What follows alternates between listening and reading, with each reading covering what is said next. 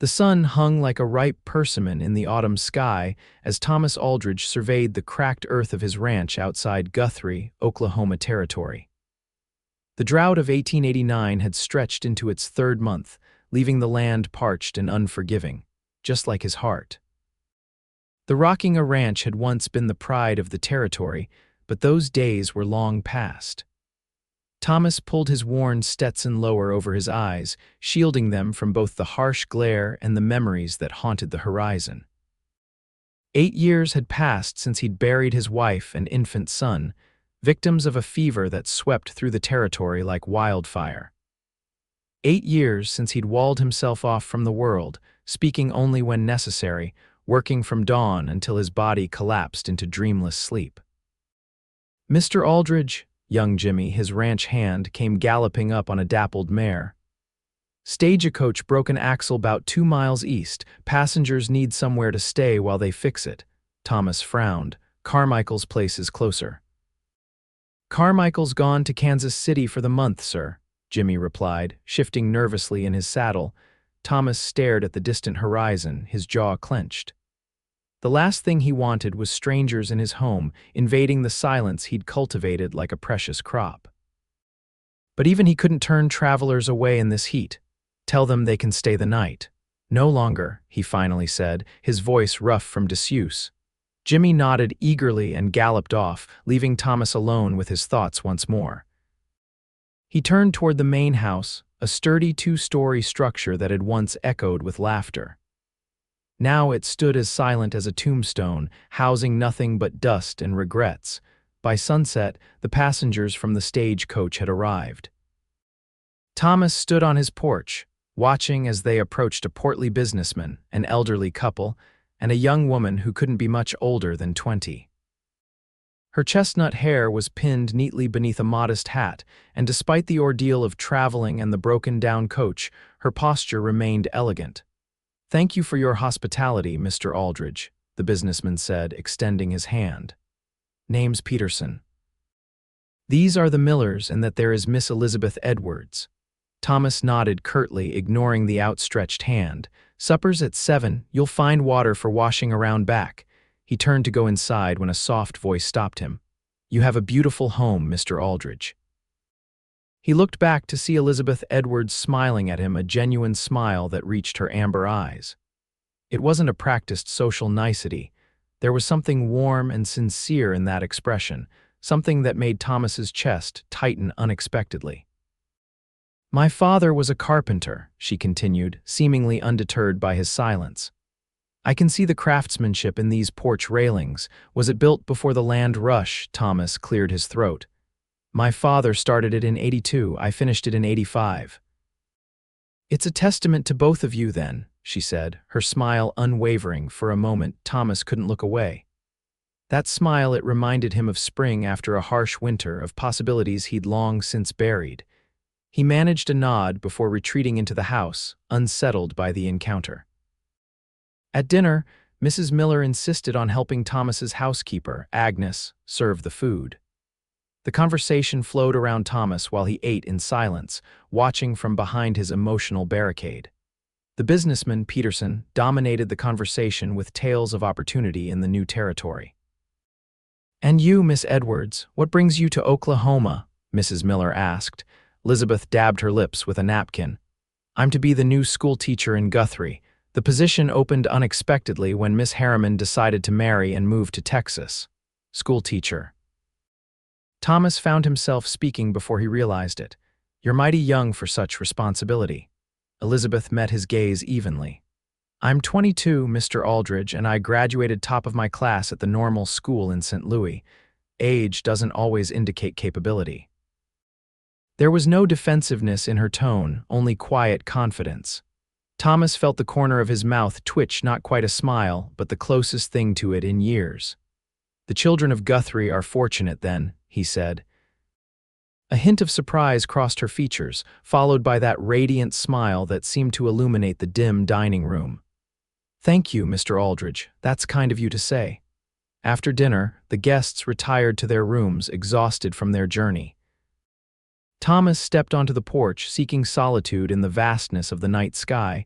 To his surprise, Elizabeth was already there, gazing at the stars. "I hope I'm not intruding," she said, turning toward him. "I've never seen stars quite like this. They're the same stars as in St. Louis," Thomas replied, leaning against the railing. Elizabeth laughed softly. "Perhaps, but they seem closer here, more intimate." Thomas studied her profile in the moonlight. There was something refreshing about her lack of artifice, her genuine appreciation for things most took for granted. "My wife used to say the same thing," he said quietly, surprising himself with the admission. Elizabeth turned to him, her expression softening. "You must miss her very much." The statement was simple, direct, not draped in the usual awkward condolences or prying questions. Thomas found himself nodding. "Every day," he admitted, the words feeling foreign on his tongue after years of holding them inside. "I lost my mother when I was 16, Elizabeth said, looking back at the stars. "She loved teaching. That's why I became a teacher, to carry something of her forward." They stood in companionable silence, the night air cooling around them. Thomas couldn't remember the last time he'd shared space with someone without feeling the urgent need to escape. "The stagecoach driver says they'll have the axle repaired by noon tomorrow," Elizabeth said eventually. "Thank you again for opening your home to us." "It's nothing," Thomas replied. Elizabeth turned to face him fully. "No, Mr. Aldridge, it's not nothing. Kindness never is." Before he could respond, she wished him good night and slipped back into the house, leaving Thomas with the unsettling feeling that something dormant inside him had begun to stir. The next morning, Thomas rose before dawn as usual. He was surprised to find Elizabeth already in the kitchen, helping Agnes prepare breakfast. "Good morning, Mr. Aldridge," she greeted him cheerfully. "I hope you don't mind my interference, but I couldn't sleep and thought I might make myself useful." Thomas watched as she moved comfortably around his kitchen, chatting easily with Agnes, who rarely had company in the early hours. The old housekeeper was actually smiling, another rarity in this household. "No interference," he said gruffly, pouring himself coffee. "You're an early riser." "A teacher's habit," she replied. "The day feels wasted if it starts after sunrise." As the morning progressed and the other guests awakened, Thomas found himself watching Elizabeth more than he cared to admit. She had a way of making everyone around her feel at ease, drawing out stories from the elderly Millers, and even making the self-important Peterson listen more than he talked. By mid-morning, word came that the stagecoach was repaired and ready to continue the journey to Guthrie. Thomas stood on the porch as the passengers gathered their belongings. "The territory needs more men like you, Aldridge," Peterson said, shaking his hand vigorously.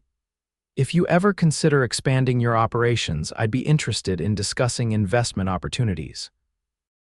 Thomas nodded noncommittally, his attention drawn to Elizabeth, who was thanking Agnes for her hospitality. "Miss Edwards," he called as she approached the wagon that would take them back to the stagecoach. She turned, shielding her eyes from the sun. "Yes, Mr. Aldridge." Words failed him momentarily. What did he want to say? "Good luck, safe travels." The sentiment seemed inadequate. "Guthrie can be rough," he finally managed. "If you need anything, well, the rocking isn't far." Elizabeth's smile bloomed slowly, like a desert flower after rain. "I'll remember that, Mr. Aldridge. Thank you." As the wagon pulled away, Thomas felt an unfamiliar emptiness settle over him, different from his usual solitude. The house suddenly seemed too quiet, too still without her presence. He shook off the feeling and headed to the stables. There was work to be done. For 2 weeks, Thomas threw himself into ranch work with even more ferocity than usual, exhausting himself and his men. But at night, when the ranch grew quiet, he found himself remembering amber eyes and a smile that seemed to reach places long closed off. "You're riding into town today?" Agnes asked one morning, eyebrows raised in surprise as Thomas put on his good shirt. "We need supplies," he said, avoiding her knowing gaze. "Jimmy went for supplies just 3 days ago," she countered, setting his breakfast before him with a hint of a smile. Thomas said nothing, focusing intently on his eggs. Guthrie had grown substantially since the land rush earlier that year. What had once been a simple train stop was now a bustling town with wooden buildings lining newly established streets. Thomas tied his horse outside the general store, adjusting his hat before stepping inside. Aldridge, Mr. Bennett, the store owner, greeted him with surprise. "Twice in 1 week, to what do we owe the pleasure?" "Just passing through," Thomas muttered, pretending to examine a display of canned goods. After purchasing items he didn't need, Thomas found himself wandering toward the schoolhouse at the edge of town. It was a modest building, recently constructed with the optimism that accompanied the territory's growth. School was in session, and through the open windows he could hear Elizabeth's clear voice leading her students in a geography lesson. He hesitated, feeling foolish. What was he doing here? He was about to turn away when the school door opened and children spilled out into the yard, their laughter floating on the breeze. Elizabeth appeared in the doorway, watching them with a smile. She spotted him immediately, her eyes widening in surprise before that now familiar smile spread across her face. She made her way toward him, navigating around playing children. "Mr. Aldridge," she said, genuine pleasure in her voice. "What brings you to town?" "Supplies," he said, gesturing vaguely toward his horse laden with packages. "Of course," she nodded, though her eyes held a hint of amusement. "And how is life at the Rocking A?" "Unchanged," he replied, then added, "How are you finding Guthrie?" Elizabeth's face lit up. "The children are wonderful, eager to learn, despite many having little formal education before. The town has been welcoming, though." She hesitated. "Though," Thomas prompted, "housing has been a challenge. I'm currently boarding with the Reverend and Mrs. Parker, but their home is quite crowded with their 5 children." Thomas nodded, an idea forming that he immediately tried to dismiss.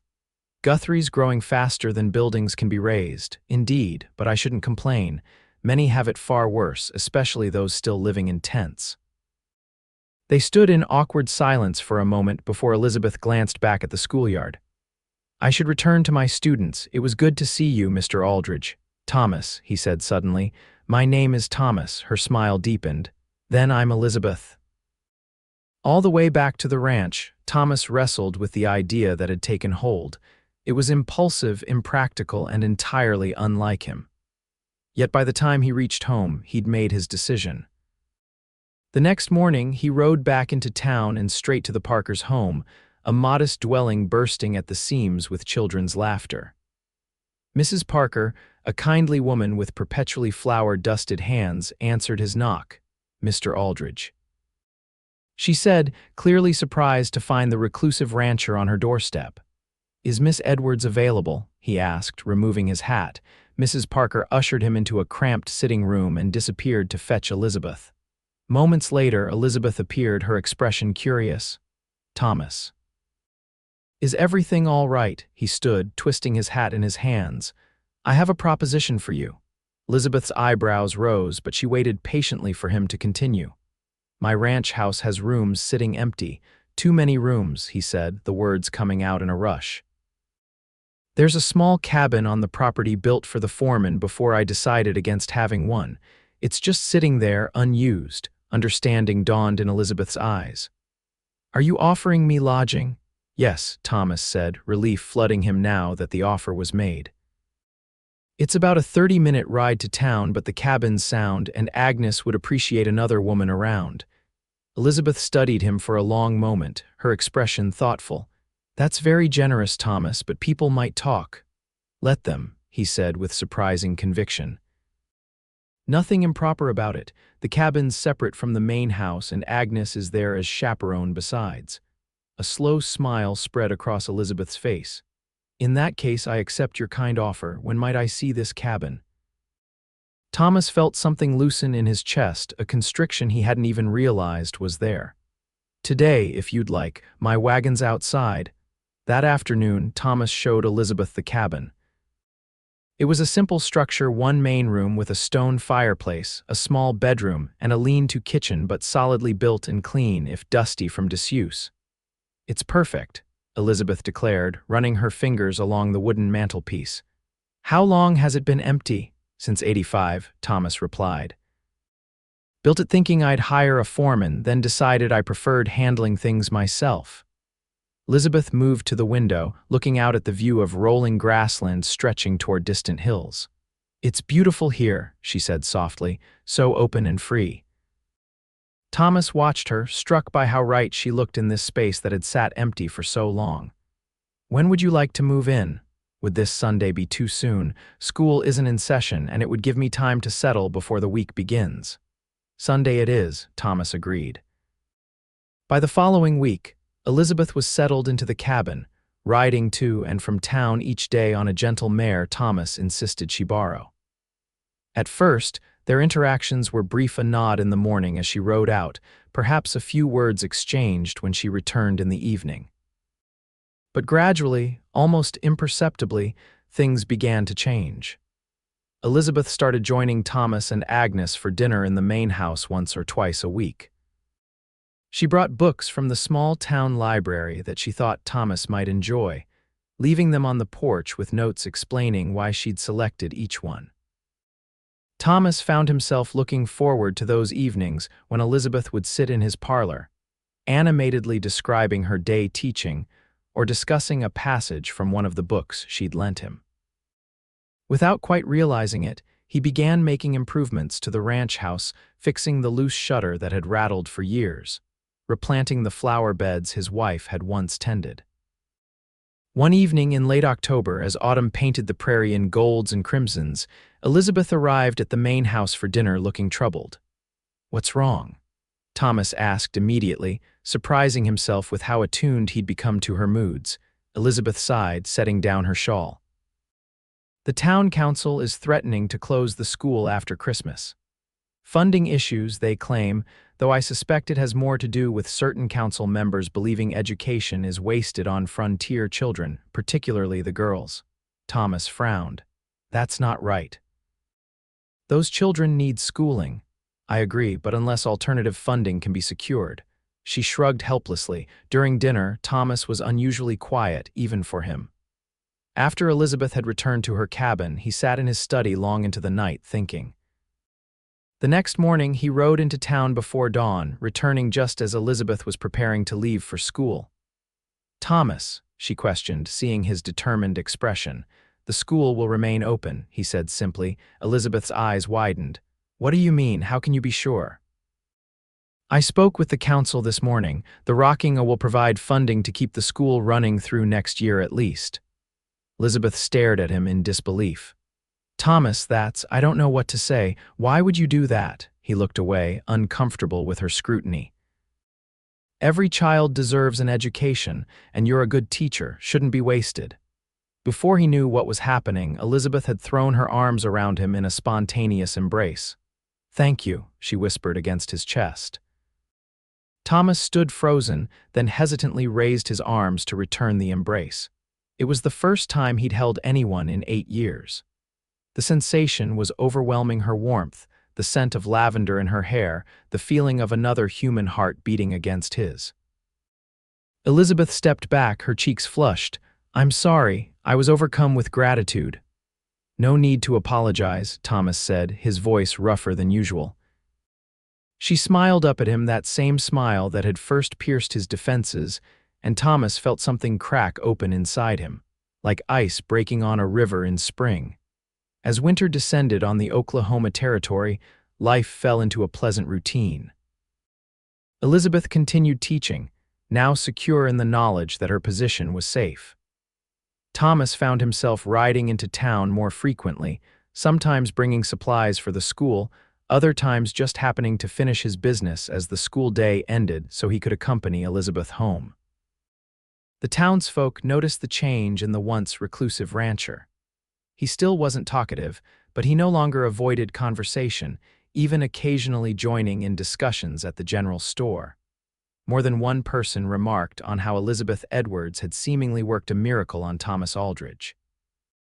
December brought the first heavy snow, transforming the prairie into a vast white expanse.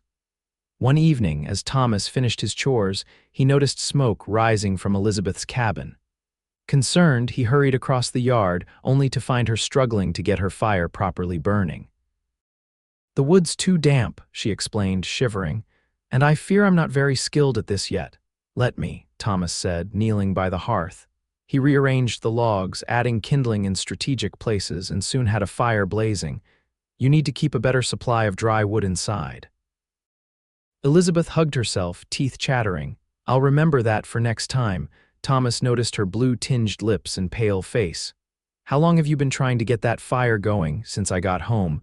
Perhaps 2 hours, she admitted. Without thinking, Thomas removed his coat and wrapped it around her shoulders. You're half frozen. Come up to the main house. Agnes will have hot food and the fire's been going all day. Elizabeth didn't protest, allowing him to guide her through the snow to the warmth of the main house. Agnes took one look at Elizabeth's condition and immediately set about preparing a hot bath and warm clothes. Later, when Elizabeth was warmed and fed, they sat before the fire in Thomas's parlor. Agnes had retired for the evening, leaving them alone with the crackling flames and their thoughts. I never thanked you properly, Elizabeth said, breaking the comfortable silence. For the fire, it was nothing, she shook her head. For everything, the cabin, saving the school, making me feel welcome here. Thomas stared into the flames. I should be thanking you. Elizabeth tilted her head questioningly. This house, it was just a place I existed before you came. Now it feels like a home again. The admission hung in the air between them, more revealing than he'd intended. Elizabeth reached across the space separating them and took his hand in hers. I'm glad, she said simply, her fingers warm against his. Thomas looked at their joined hands, then at her face, golden in the firelight. Something shifted in his chest, a loosening of grief's grip, a cautious opening to possibility. It's late, he said reluctantly. The guest room is prepared if you'd prefer to stay here tonight rather than return to the cold cabin. Elizabeth nodded. Thank you, I think that would be wise. As they rose to retire for the evening, their hands lingered together a moment longer than necessary. Both reluctant to break the connection, Christmas approached, bringing with it a school pageant that Elizabeth had organized. She invited Thomas specifically, pressing a handwritten invitation into his palm after dinner one evening. I'd be honored if you would attend, she said. The children have worked so hard. Thomas had avoided town gatherings since his wife's death, but found himself unable to refuse Elizabeth's hopeful expression. I'll be there, he promised. The schoolhouse was transformed for the pageant, decorated with paper chains and evergreen boughs. Parents and townsfolk packed the small building, their faces alight with pride as the children performed recitations and carols. Thomas sat at the back, uncomfortable with the crowd but determined to keep his promise. When Elizabeth stood to introduce each segment, her face glowing with pride for her students, he couldn't take his eyes off her. She belonged here, bringing knowledge and joy to these children. The realization filled him with both happiness and an unexpected pang of fear. What if she received an offer to teach elsewhere, somewhere with more opportunities than this frontier town? After the pageant, as parents collected their children and the crowd dispersed, Elizabeth made her way to Thomas's side. You came, she said, her smile radiant.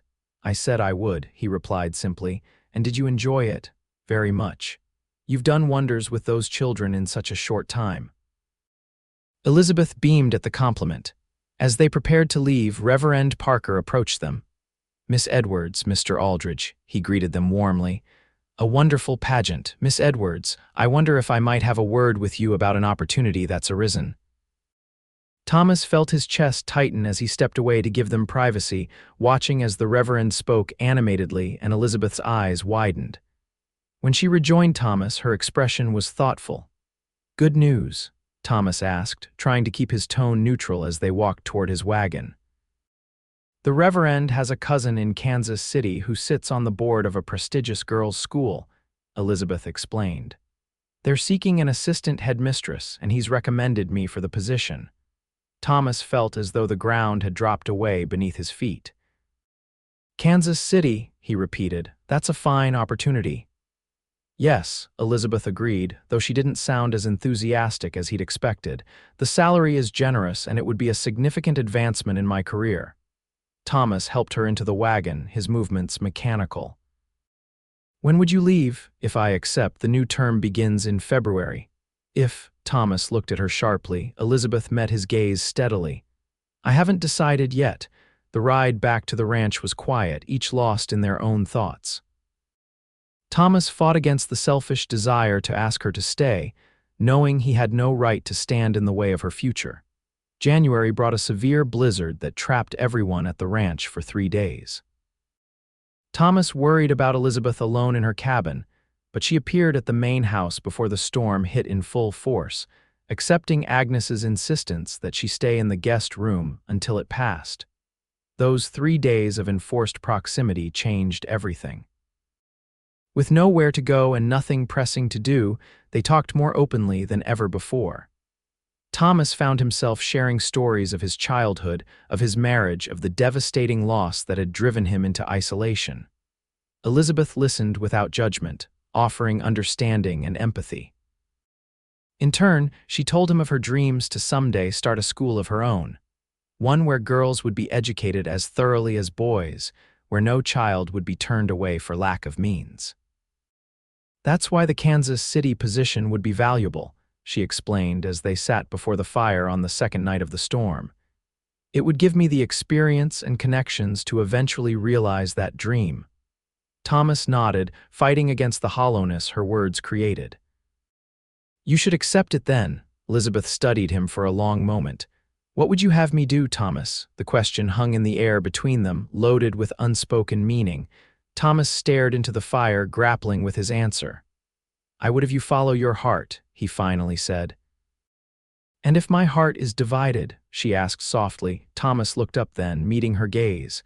The vulnerability in her amber eyes matched his own. Then I would selfishly ask what divides it. Elizabeth moved from her chair to kneel beside his, taking his hands in hers. You, she said simply.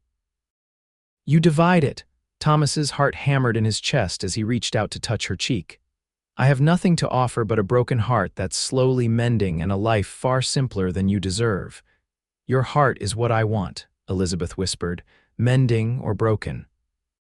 And this life, she gestured around them, has become more dear to me than any city position. Thomas leaned forward slowly, giving her every chance to pull away. When their lips met, it felt like coming home after a long, dark journey.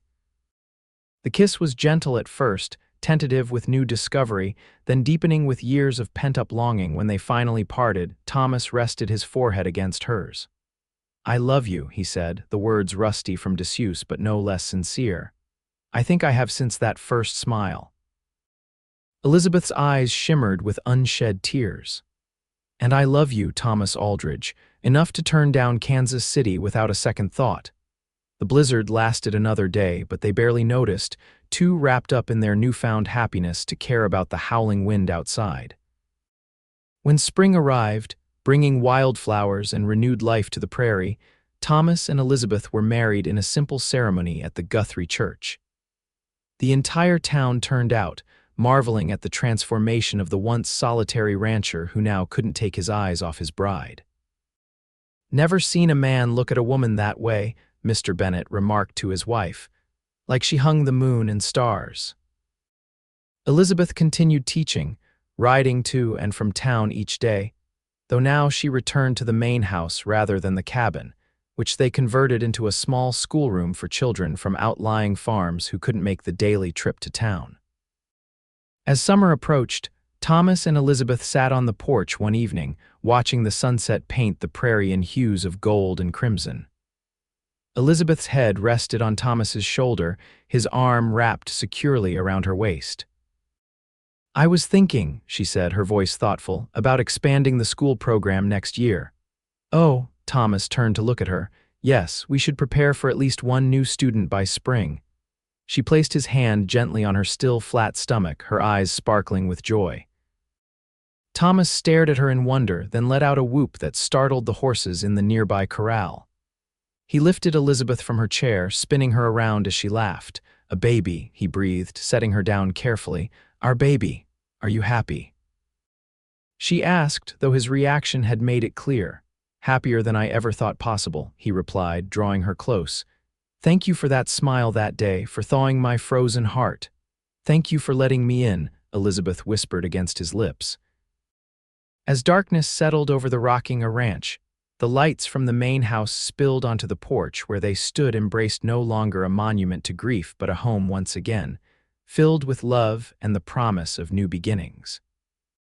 In the years that followed, the ranch prospered alongside their growing family.